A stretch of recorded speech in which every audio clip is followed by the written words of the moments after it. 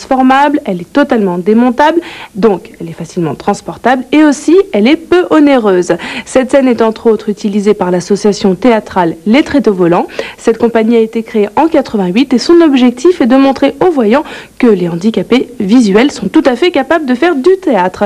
Je vous propose d'aller suivre la compagnie lors d'une répétition. On en a combien alors? Là, il y en a 6. Là, il y en a 2 et 4, 6. Bon, on va essayer. Donc, les tréteaux volants ont été à l'origine créés pour permettre aux handicapés visuels une meilleure intégration dans le milieu des, entre guillemets, voyants. Et dans le but donc de donner des représentations.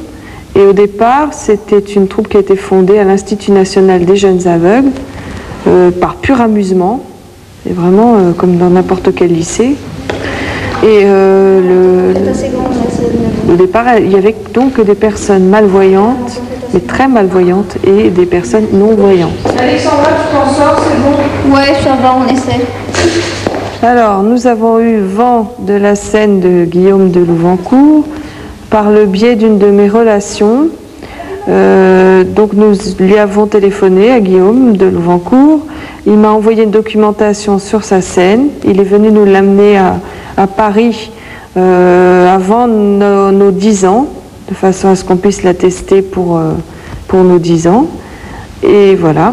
C'est d'ailleurs pour cette raison que je vous ai fait appeler. Qu'est-ce que vous avez à me dire? Eh bien, j'ai à vous dire que vous vous conduisez de plus en plus mal. Quoi? Parfaitement. D'abord, je vous ai beaucoup trop décolleté. Beaucoup trop. Les petits bouts de bois, c'est les, on va dire, pour signaler le bord d'une scène de théâtre. Ça, c'est pas mal, parce qu'il y a beaucoup de chutes qui sont dues à des... moi, je suis déjà tombée d'une scène. Hein. Donc là, s'il y avait eu, quoique, on pourrait quand même, je pense que des picots tels devant les rails du métro, ça serait aussi valable. Mais ça, franchement, c'est pas mal.